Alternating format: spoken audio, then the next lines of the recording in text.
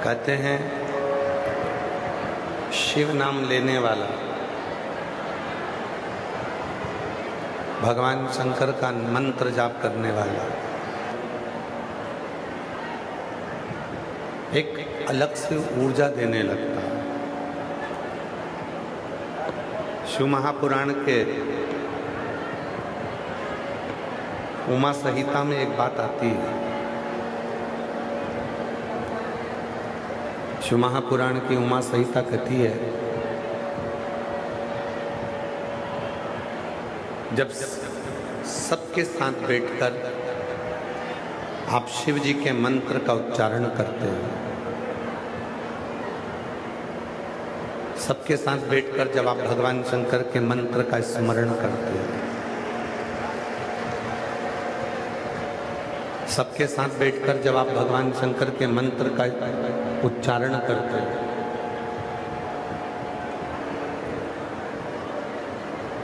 तो ये मंत्र जब सार्वजनिक जगह पर सबके साथ इसका जब उच्चारण होता है, इसको जब जपा जाता है, तो हमारे जो शरीर में 3.5 करोड़ जो रोम छिद्र है,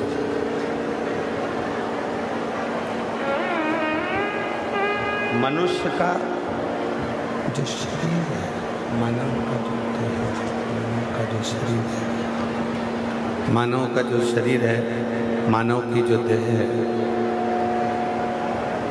प्रत्येक मानव के शरीर में 3.5 करोड़ रोम छिद्र होते हैं। रोम छिद्रों से ये मानव का शरीर बना हुआ है और 3.5 करोड़ रोम छिद्रों से जो ये मानव का शरीर है, वो शरीर केवल उसकी सुंदरता देखने के लिए नहीं है।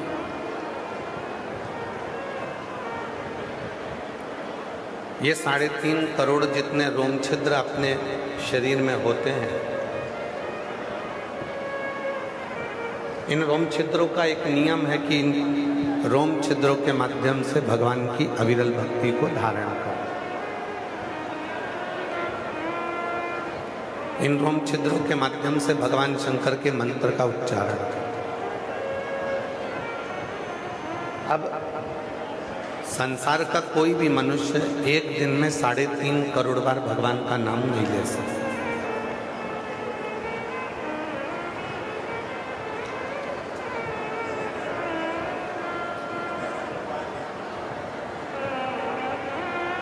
संसार का कोई भी मनुष्य होगा, वो एक दिन में 3.5 करोड़ बार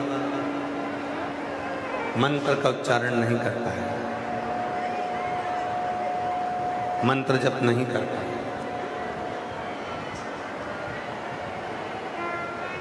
और यदि वो 3.5 करोड़ बार मंत्र का जप वो एक दिन में नहीं कर पाता है, तो सार्वजनिक रूप से बैठकर जब वो भगवान के मंत्र का उच्चारण करता है,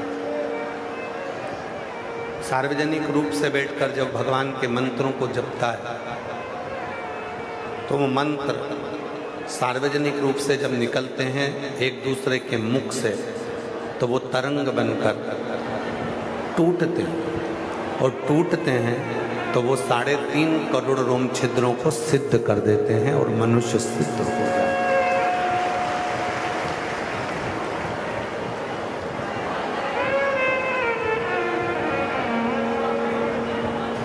3.5 करोड़ इन रोम छिद्रों की जो भक्ति है, 3.5 करोड़ जो रोम छिद्र हैं, इन रोम छिद्रों का जो स्मरण है, 3.5 करोड़ जो रोम छिद्रों के द्वारा जब हम सार्वजनिक रूप से भगवान की भक्ति करते हैं, सार्वजनिक रूप से हम भजन करते हैं, तो वो भजन जब तरंगों के रूप में इन शरीर में प्रवेश करता है, तरंगों के रूप में जब इस शरीर में जाता है, तो एक हमको अलग से शक्ति, एक हमको अलग से बल प्राप्त हो जाता है। 5 स्थान बताए हैं जहाँ पर जाने पर, पहुँचने पर ये हमारे शरीर के 3.5 करोड़ रोम छिद्र शुद्ध हो जाते हैं और भगवान की अविरल भक्ति में डूब जाते हैं। वो 5 स्थान कौन से हैं? 3.5 करोड़ रोम छिद्रों को सिद्ध करने के लिए, शुद्ध करने के लिए, भक्ति करने के लिए वो 5 स्थान बताए। पहले नंबर पर है अपने माता की गोद, अपनी माता के चरणारविंद, अपने माता की नजदीकता। दूसरे नंबर पर है अपने पिता की गोद, पिता के चरणों की नजदीकता। इन 3.5 करोड़ रोम छिद्रों को कितना सुंदर कहा गया शिव पुराण के उमा संहिता में कि 3.5 करोड़ बार यदि आप मंत्र का जप रोज नहीं कर पाते हो, तब अपने माता पिता के पास बैठकर यदि एक बार भी श्री शिवाय नमस्तुभ्यं बोलते हो, ओम नमः शिवाय बोलते हो, नमः शिवाय बोलते हो, राम नाम बोलते हो, कृष्ण नाम बोलते हो, तो वो 3.5 करोड़ रोम छिद्रों को तृप्त कर देते हैं।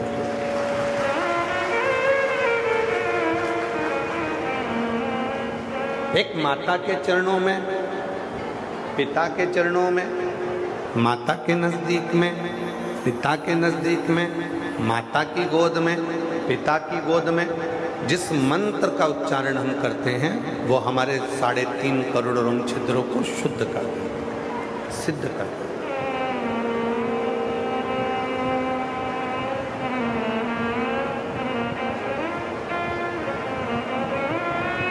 वो ऐसे रोम छिद्र है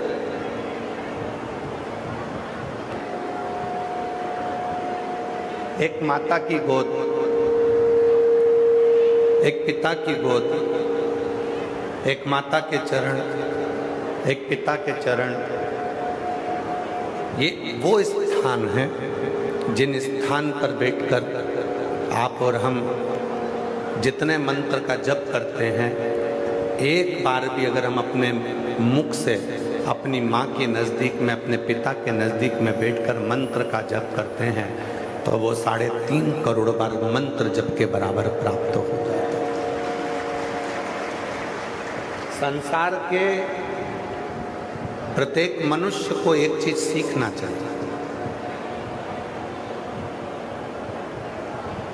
संसार के प्रत्येक मनुष्य को एक चीज अपने अंदर धारण करना चाहिए कि तुम दिन भर ऑफिस जाओ, दुकान जाओ, सर्विस पे जाओ, नौकरी पर जाओ, तुम खूब कमाओ, पर शाम को जब आप घर आए, नौकरी से, दुकान से, सर्विस से, काम से, व्यापार से जब अपने घर पर आए, अपने कमरे में जाने से पहले ज़्यादा नहीं तो 5 मिनट, 7 मिनट, 8 मिनट, 10 मिनट, नहीं तो 2 मिनट अपने माँ बाप के पास जरूर जाकर बैठा करो। वहाँ बैठने से आपको सिद्धता प्राप्त है।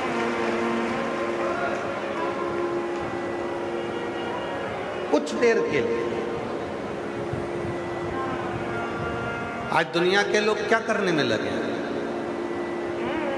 आज दुनिया के लोग बड़े बड़े गुरुजियों को ढूंढने में लगे हुए हैं। हम उनके पास जाकर बैठेंगे, हम उनके पास जाएंगे। गुरुजी के पास बैठने का तुम्हारे पास समय है, गुरुजी से बात करने का तुम्हारे पास समय है, गुरुजी को फॉलो करने का तुम्हारे पास समय है, पर अपने बुजुर्ग माँ बाप को फॉलो करने का समय तुम्हारे पास में है।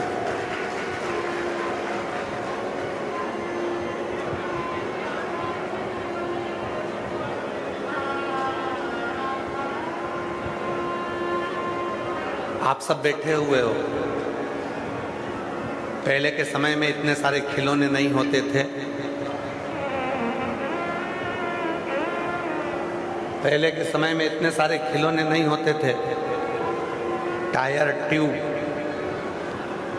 गाड़ी का जो साइकिल का टायर है, साइकिल का जो ट्यूब है, गाड़ी का जो टायर है, गाड़ी का जो ट्यूब है, उससे डंडी से मार मार कर उससे खेला करते थे।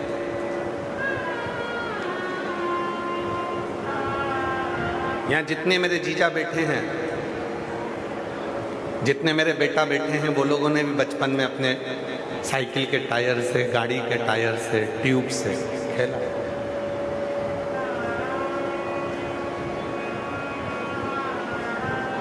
पहले लोग साइकिल के टायर ट्यूब से खेलते थे और आज का व्यक्ति यूट्यूब से खेलता है।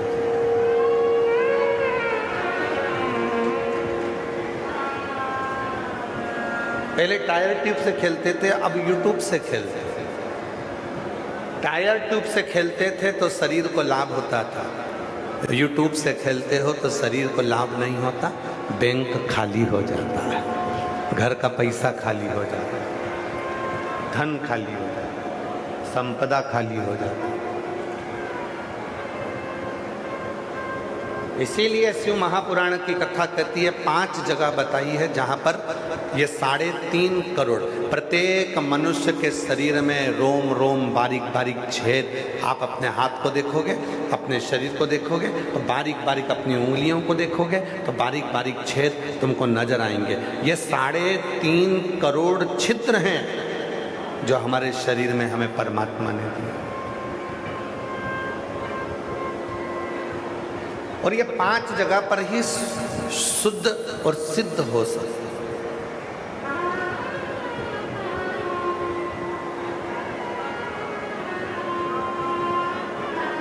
ये 5 जगह पर शुद्ध भी होते हैं और सिद्ध भी होते हैं। एक अपनी माता के पास में 5 मिनट 10 मिनट कितना भी काम हो, काम कर कर आओ, नौकरी कर कर आओ, अपने बच्चों को मना नहीं है, मिलो। अगर आज आप अपने बच्चों को कुछ प्रेरणा देना चाहते हो तो वो सबसे बड़ी प्रेरणा देना, आप अगर अपने माँ बाप के पास बैठोगे तो एक दिन ऐसा आएगा कि आपकी औलाद भी आपके पास में आकर बैठेगी, वरना वो बैठने वाली है। 5 स्थान में 2 स्थान एक माता और एक पिता, जिनके नजदीक में बैठने पर भी ये 3.5 करोड़ रोम छिद्र शुद्ध और सिद्ध हो जाए। तीसरे नंबर पर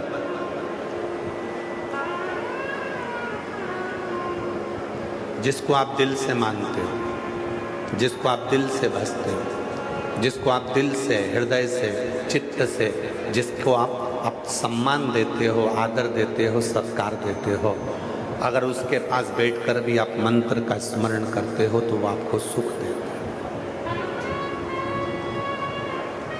जैसे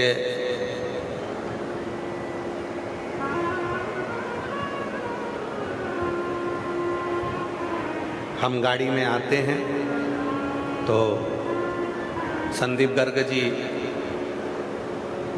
एक बात कहते हैं, और एक बार नहीं वो 2-3 बार बोल चुके कि गुरुजी, जो माननीय स्पीकर महोदय हैं हरियाणा के श्री हरविंदर कल्याण जी, संदीप जी के मुंह से हमने 2-3 बार सुना तो हम सुनते, कहा मैं उनको संत मानता हूँ, मैं उनको गुरु मानता हूँ। तो एक दिन 2-1 बार सुन लिया तो हमने पूछ लिया, तुमने संत कैसे माना? तो कहा, गुरुजी, वो छोटा व्यक्ति हो चाहे बड़ा व्यक्ति हो, साइकिल चलाने वाला हो चाहे गाड़ी चलाने वाला हो, जितना गाड़ी चलाने वाले से प्रेम करते हैं उतने ही साइकिल चलाने वाले से प्रेम करते हैं, इसलिए उनको संत। संत की जो परिभाषा होती है, यही तो परिभाषा होती है कि सब में समता का भाव, सब में सम का भाव। हम 2-1 बार से सुन चुके तो हमने उनसे पूछा कि भाई तुम स्पीकर महोदय को संत और गुरु का भाव देते हो तो किस बात? तो कहा सब में समता। और मैं स्पीकर महोदय को साधुता देता हूँ आपके स्वभाव के लिए। भगवान कितनी भी उन्नति की सीढ़ी पर आपको लेकर जाए, आपका स्वभाव ऐसा ही रखना जो आज है। सभी भक्तों के प्रति, सभी लोगों सहजता का, सरलता का। तो तीसरे नंबर पर 3.5 करोड़ रोम छिद्रों की जो सिद्धता कही गई, वो सिद्धता कही गई अपने जिसको आप बहुत मानते हो, चाहे आपका दोस्त हो, चाहे आपकी बहन हो, चाहे आपका भाई हो, चाहे आपकी भाभी हो, चाहे आपकी बहू हो, चाहे आपका पोता हो, चाहे आपकी पोती हो, चाहे आपका नाती हो, चाहे आपका पंथी हो, चाहे आपका पति हो, चाहे आपकी पत्नी हो, चाहे आपके पड़ोसी हो, चाहे कोई गुरु हो, चाहे कोई महात्मा हो, चाहे कोई रिश्तेदार हो, चाहे कोई अड़ोसी हो, चाहे कोई पड़ोसी हो, जिसको आप बहुत स्नेह करते हो, मानते हो, उसके पास बैठकर भी अगर आप भगवान के नाम का उच्चारण करते हो तो वो 3.5 करोड़ रोम छिद्रों को शुद्ध और शुद्ध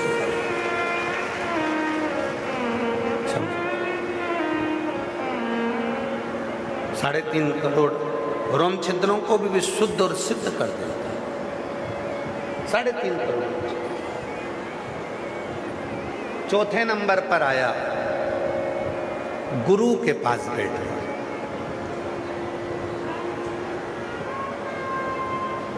और गुरु कौन? गुरु की परिभाषा क्या है?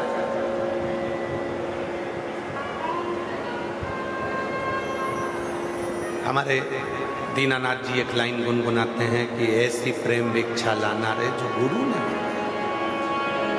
ऐसी प्रेम भिक्षा लाना रे गुरु ने मंगाई, ऐसी प्रेम भिक्षा लाना रे गुरु ने मंगाई, गुरु ने मंगाई, सतगुरु ने मंगाई, गुरु ने मंगाई, सतगुरु ने मंगाई।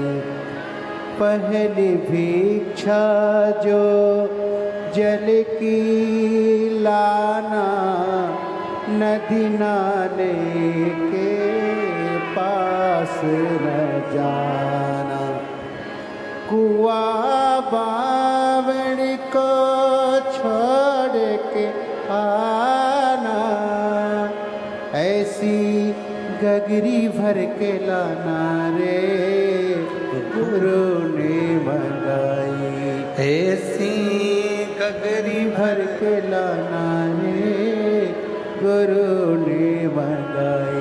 सच्चा गुरु कैसा होता है? सतगुरु कैसा होता है? एक अच्छे गुरु की पहचान क्या होती है? वो तुमसे कभी नहीं कहेगा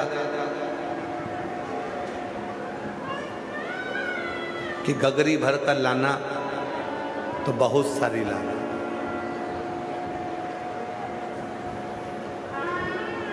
वो तो कहेगा कि कुआं और बावड़ी के पास भी मत जाना और गगरी भर कर लाना। वो गगरी है प्रेम की,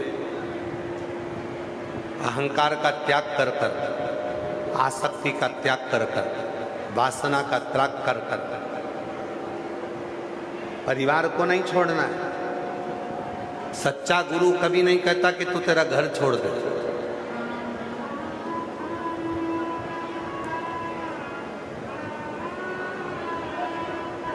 जब कई लोग कहते हैं ना कि हमारा लड़का उन गुरुजी के चक्कर में चले गया, अब वो गुरुजी के साथ ही रहता है, हम उस गुरु को गुरु नहीं मानते। जो अपने चेला आया है अपना घर छोड़कर, उसके बुजुर्ग माँ बाप हैं उसके घर में, उन बूढ़े माँ बाप की जवाबदारी किसकी होगी? कौन संभालेगा? सच्चा गुरु वो होता है